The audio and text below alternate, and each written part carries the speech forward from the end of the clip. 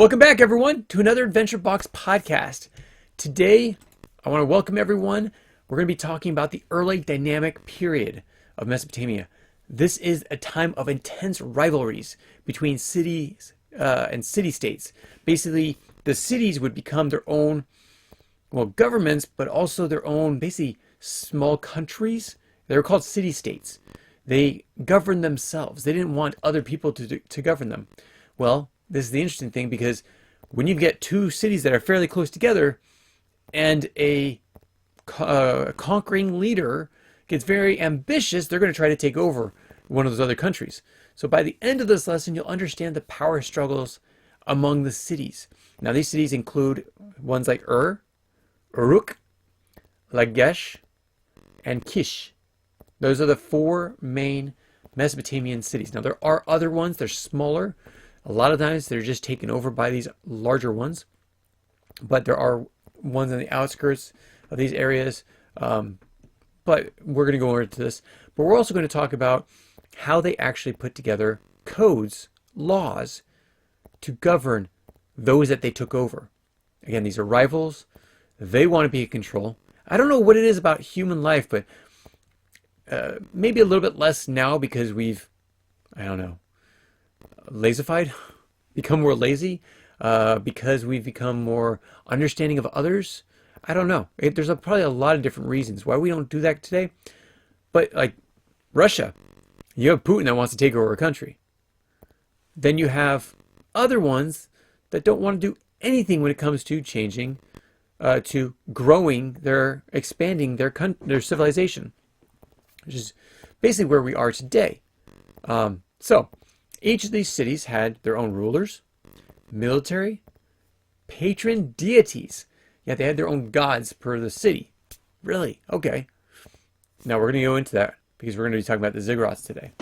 We're going to go a little bit more into that. But they often even competed for resources, land, and power. Now, get your city. It's pretty big.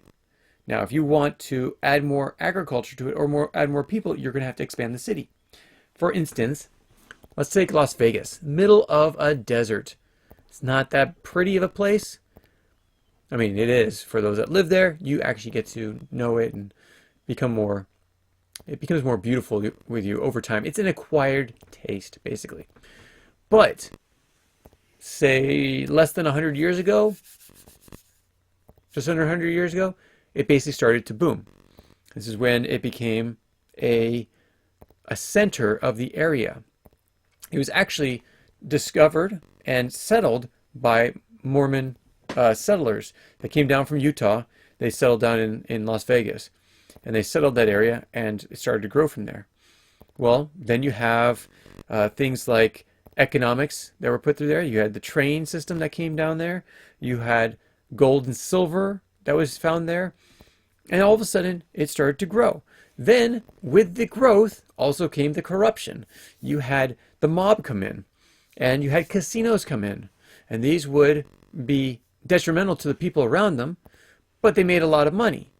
So, yeah, the mob was happy. Those that controlled the casinos were happy. The people around it, not so happy. But, think of this. You have this one city. It's started off as a settlement, and it grew because of gold and silver or other metals or other resources, and it grew. And then there was gambling, and it grew. And then it got tourism, and it grew. When I was there in 2000, I lived there for 2 years. When I was there in 2000, it was basically, the mountains were its boundaries. As of now, it's grown at least a few, 200,000 people more. That means they expanded past the mountains, and they continue to grow. Take something like Kansas City. About 100 years ago, it was 150 years ago, it was a frontier city. Then it became more flourishing. As soon as the Native American competition or the dangers of the Native Americans were moved out of that area, it began to grow outside of the fort a lot more. And it grew and it grew and it grew and it grew. And now we are like 20 miles out, And that's a normal commute into Kansas City every day. 20 miles is basically when the suburban area stops. But people now commute into Kansas City because they want to have that. Now, if we were actually a country upon ourselves, the city, a country, much like Uruk, Lagash, or Kish, then we'd probably have another city right next to us that would want to take us over. Say like St. Louis. Yes, we're on the other side of the state, but they want to be able to have control over that. So, at this point, it's questionable about how much control you want to give up. Let's talk about and the resources as well. A lot of times when they expand, they want to expand into places with more resources. Remember, Mesopotamia had a lot of resources, a lot of fertile soils. And so all of these different cities would want to expand and take over the other city in order to take over their fertile soils, increase agriculture, increase food production, resource production. So let's go with Uruk. It's the first one. It's known as the first great city. It's famous for its massive walls as a legendary home of King Gilgamesh. King Gilgamesh, there's only writings on him in an epic written a long time ago on clay tablets. Now this epic talks about Gilgamesh trying to find immortality. And he meets up with people in this epic adventure of his. Now this is pre the flood. Now this is supposedly Uruk was that great city before the flood. And to some would actually say that Noah's Ark would have been started outside of this city. Probably way outside of it. But basically this is the one that started the biblical sense, or I don't know, Mesopotamia might actually believe in the reasoning for the gods to create the flood. Because of it, because of their wickedness inside of Uruk, it was then destroyed by a massive flood. This is the idea of it. But here's the great thing. I'm actually going to show you pictures. I got pictures of Uruk as it is today. This is Uruk as it is today. A barren wasteland all around it. Look at this. All this deterioration, yes, that could happen over years of water just rushing over it from rains and such like that, or windstorms. There's not much rain in this area. So let's just say windstorms. There's a lot of wind in this area. So you could say that. Let's take it from another angle. If you're watching this on the podcast, you're going to see all these images of Uruk and how massive the center of Uruk is. And I'll explain this in just a second. Keep going. You have buildings, but the structures are still there. You have walls. Again, the structure is still there. This is supposedly what some artists would think that Uruk looked like.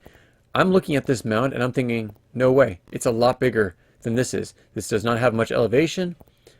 So this was, from what archaeologists can figure out, this was their ziggurat.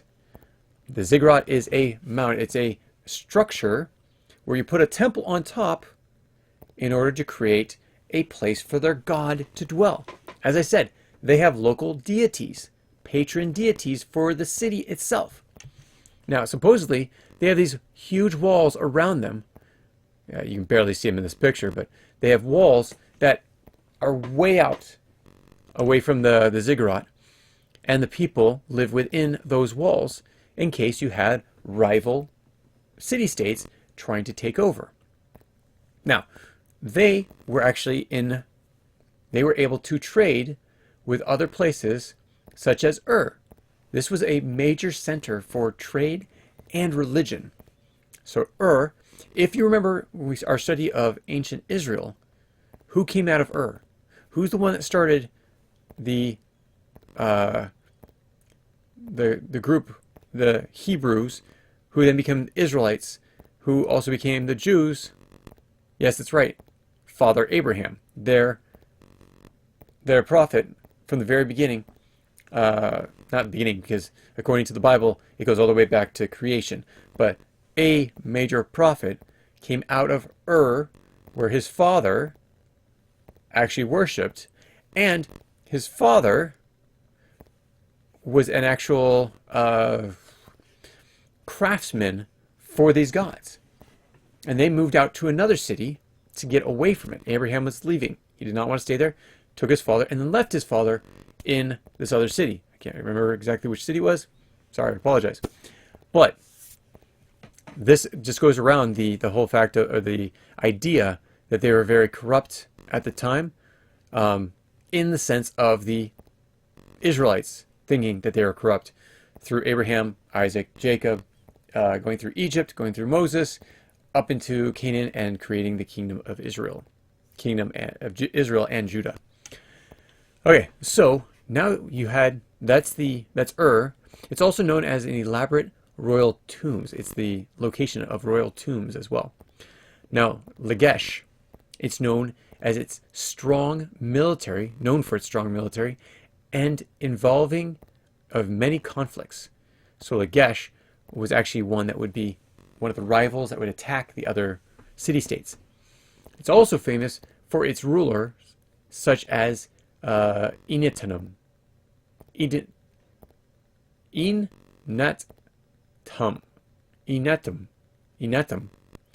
who expanded its territories. And then you have Kish. Kish is a rival, and I wish I actually had an image of this. Give me 1 second. Okay, here we go. This is a map of this area. So this is during the Akkadian time, but I'm using it to just show you where where the cities are. So you had Uruk, which we saw the images of. You had next to the coast, which being next to a coast is very, very good. Especially you had Euphrates. Let's see. This would be the Euphrates. This would probably be the Tigris. And then you had Uruk on the edge of it. And then at the epicenter where they could actually get out to the ocean as well. So very important for which is why it probably became the major trade and religious hub. And then you have Kish, which is farther away. Now, when we get into it, this is the Akkad, where the Akkadians came from. But we're talking about basically Sumeria. So this is the empire of Lagal Zagesi of Umma. So this is Umma, around 2350 BC. So, but we're not getting there yet. We're not there yet. Okay, so you have these rival city-states. Now, these city-states were constantly at odds, fighting for dominion and control over the fertile lands. Again, Euphrates, Tigris, two rivers that they're all around, fighting over the fertile lands. If you had one, you wanted to have the other. So I could see something like Lagash fighting over Uruk, or both of them fighting over the ocean with So wars were common, and the rulers would inscribe their victories on monuments. All different types of monuments. We're not going to go over the monuments. It's just too much. For example, I'll give you one of the battles. You have Lagash and Umma. Lagash and Umma. So they were fighting over the fertile strip of land. They were very close together. They both had the Tigris River. And so their fight is actually recorded on the stela of the vultures. So probably because a lot of people died and there's a lot of vultures. I don't know. It's one of the earliest depictions of warfare. But Sumeria, as I said, is actually one of the earliest areas where there was actual warfare between city-states. Now, there was always battles and war between cultures, but especially nomads that would walk around and find other nomads in their area, and they would try to take them on because everyone was trying to fight for the fertile land. Same thing happened when you had a city-state. People would fight over the fertile land. Okay, so now you have the creation of the first known legal code. That's right. And this was not Hammurabi. This was the precursor of Hammurabi, about 300 years before him. So as the states grew larger and more complex, they managed them, the management became very challenging, very hard to do. People needed clear rules to resolve disputes, manage resources, and ensure that there was justice for all. Okay, Life, liberty, pursuit of happiness, right? It's right there. Our Declaration of Independence says life, liberty, pursuit of happiness. Basically, that's the same thing that they were fighting over almost 3,000 years before, almost 4,000 years before. So the first code that we know of that was substantial enough was the Namu. The Namu was the king of So it's code of Namu. And this is around 2100 BC. The earlier legal traditions did exist, going all the way back to 3000. But the earliest code that spanned over a large amount of people was called the Code of Namu. Now, in this code, here's some of the things that they taught in there. Okay, it had to do with marriage. There was actually laws in marriage, theft, injury, and just to give a few. So here's a few of these. If a man commit robbery, he shall be put to death. Holy cow! Wow, that is quite the punishment for committing robbery. If you rob someone, so how many people do you think actually robbed somebody else? Not many. They didn't want to be put to death. So would crime be a lot lower? Yeah, I think so. Plus, if you have a good society where people are taking care of each other and there's not much for want, there's no real reason for robbery. But they put down their fist and said, "That's it. If you rob, you put to death." Okay. Oh, I'm not going to do that. No way. If a man, here's another one. If a man knocks out the tooth of another man, he shall pay 2 shekels of silver. Now, 2 shekels of silver was actually a good amount. Knocking out a tooth. So you could fight, but if you knock out a tooth, you're paying 2 shekels. You can bloody the person up, but if you break a tooth, 2 shekels. There's actually probably a little bit more in there that we don't know. These laws showed, and this is actually part of it, these laws show an early attempt to establish justice and reduce revenge-based conflict. This is in the curriculum. So, there you go. These are things to prevent people from committing crimes and to establish justice.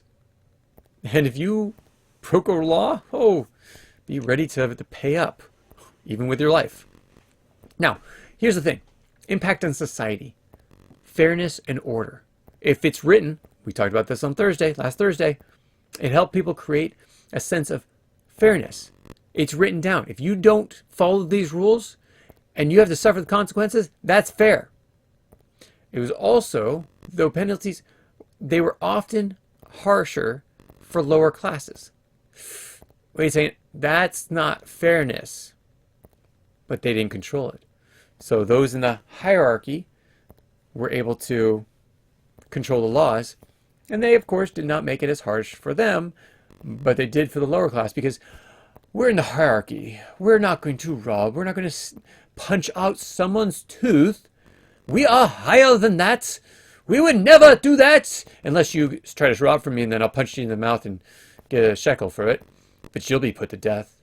So I'll get the 2 shekels back. Hey, it works out. But it also made accountability. With written laws, leaders could be held accountable to the people and to the gods. As many rulers claimed, their laws were divinely inspired, but it put them on rocky situation if they tried to do things against their own laws, beliefs, and such, and it was written down so that for that reason the leaders did not get away with certain things as well. Also, it allowed for record keeping. So let's go into more of the dynamic period and the matters that mattered then. So the rivalries and innovations of the early dynamic period laid the groundwork for future empires, like what would be coming up. And I remember I mentioned Akkad. This is the Akkadian Empire. It started very small. It's between the Tigris and the Euphrates, so still in Samaria. This is all Samaria. All this red. Samaria. Oh, sorry, not Samaria. Mesopotamia. But it would become Samaria. Sorry, I got confused about that. Or I got... That's what we're going to be talking about later on. Okay, so in this, there's also the development of the legal code, shown that Mesopotamians valued justice and order. This idea, the written government or governing society, is one of Mesopotamia's most enduring contributions to the world. They created laws, others followed suit. Did they have laws in other places? Yes, they did, but they didn't have it written like the Sumerians had, not that we know of as of today. Even today, our written legal system traces its roots back to those codes. We have a lot of the same codes. You're not put to death if you steal, if you rob. But it does have robbery as a crime, and you will be punished for it, right? Okay, I got an interactive question for you. Let's think. If you were a ruler in one of these city-states, what would be the first law you'd create to make your city stronger, fairer, and more successful, we'll say? Now, here's the question. Why? I don't want to give you a lot of my answers, but I'll give you some. So, again, what is the number one thing that civilizations do when it comes to advancements? First one is, survival. So what is the law? What is a law that has to be written down for survival? Let's see. If you kill someone, you'll be put to death. It keeps crime down. If you rob, you'll be put to death. Okay. It's almost an understandable one because, it's about survival. Everybody will be treated equitably. Or equal, we'll say. Equal. Okay. How do you do that? Well, for equal, it's everyone stands by the same laws. Equitable, which is something that people are trying to do these days, there's no way of doing that. Equitable. Everyone starts off, or those that start off in the lower are able to be given higher privilege of sorts because they start off in the lower class. Well, the rulers are never going to do that. That's not even close to being important to them whatsoever. It has nothing to do with survival. This law that you think of, this interactive question law that you're going to come up with, has to do, or could do, let's just put that. It could or could do with survival, because that's the first thing that they would think about. What is going to help us survive? You could do it with entertainment. You could do it with anything else. What's the law that you would create? So, as a recap, today we explored the early dynamic period of Mesopotamia. We learned about the intense rivalries between city-states, including Uruk, which we saw pictures of, as it is today.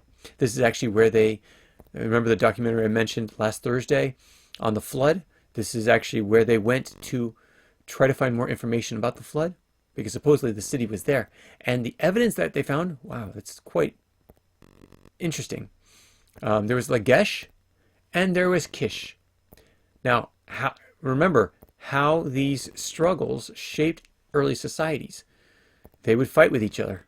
They would trade with each other. They'd trade ideas. They would fight and take over land. It was constant. So think of it this way. As of 300 years ago, in the United States, we got this land. How? Well, people conquered it. People conquered it. Oh, look at that. They were doing that forever. Do we do it now? No? Oh, wait a second. We do have Palestinians trying to go into Israel and take over Israel. We do have the Russians trying to take over Ukraine. So yes, it does happen. There are land disputes. And who knows with Russia? It might be domination disputes. But during this time, it was to further their countries. It was for land disputes. It was for taking over other city-states. So we also discussed, moving on. We also discussed the first known legal code, the Code of Ur-Nammu, who was a ruler in Ur, Ur? Yeah, the Ur-Nammu was, yeah, he was the king of Ur, which is why it says Ur-Nammu. And interesting enough, the Nammu might not actually be his name. Nammu might actually be his title. So the Ur-Nammu. So code of Ur-Nammu. This also, we were going over some of the importance of it. Creating order, creating justice, creating accountability, writing down records, all these different things. So these innovations paved the way for a greater civilization, but also, as you advance, you become more susceptible. People see that you're successful and they want to take you over. So you always have to worry about someone trying to take you over. Now let's go back to our question, our interactive question. Actually, you know what? We're going to do a second one.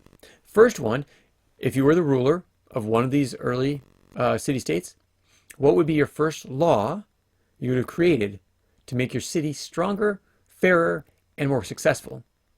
And then tell me why. The next one, the last one, our closing question, why do you think written law and organized governance were so revolutionary in shaping human history? Why did this change the world? So let's discuss this really quick and then we will wrap this up. I mean, if you have a city and you have people, even inside families, you have certain rules, right? Okay. You have certain rules that you have to create in order to have order in your home. No putting feet on your table. No standing on the kitchen table. We eat food there. Seriously? Put away your toys. I'm not picking your stuff up, and I'm not going to have this house be a mess. All these different rules. When it is family. If we have to have rules and laws in a family, then we basically have to have it for a city, right? So if we're going to have this city rules, we better write it down. Because if I say this is the rule as the leader, and then somebody else comes back and says, that was the rule last week. And I say, yes, it was. I said it last week. No, you didn't. Yes, I did. No, you didn't. Well, that's not going to be very effective. You write it down. It lasts forever. So why is it revolutionary in shaping human history? Because we finally had a way of keeping track, keeping fairness, as well as fairness is, because people that write the rules don't always live by the rules or find loopholes in those rules, right? But when they're written down, it gives us the ability to have a closer set of rules. And if they do break the rules, we can bring it to, later on, I don't know if there was here, but there should have been, courts, which sometimes it was the king that would ultimately rule on that. And if he was smart, he would have delegated his ability to rule to some other people that would be judges to rule over the running of the laws and such. So that's it. Think it over. Why do you think written laws and organized governance were so revolutionary in shaping human history? And write it down. Write it down in your book, write it down in your journal. These books, these curriculum are not to be thrown away. Seriously, these are ones that you keep forever. And whenever you want to learn about Mesopotamia, you're like, oh, I want to read about Mesopotamia. Open up and read it. I swear, you will enjoy this when you're an adult more than when you're a student. When you're an adult and you want to come through and you're like, oh, okay, what was the religion in here? Or somebody said this about Mesopotamia. Is this actually true? I'm going to look in here. Now, yes, they could go to ChatGPT and they could do that. But you're not going to find the kind of information that you're going to find in here. So this is really cool. This is the Assyrian dominance. We're going to go over that later on. It says radio broadcast script. Now, this is if there was an actual radio back at that time. And it's going to talk to you about, let's see, reflecting on the loss of the Amorite dynasty. You're like, who the heck is the Amorites? Who the heck are the Assyrians? Well, actually, you should know that if you were listening to the former ones, but you'll get to know them more. And these books, you line them up, and there's something that you'll get from every cover or every binding of the book. If you line them up one right after another, there's something that develops in that binding by putting them together.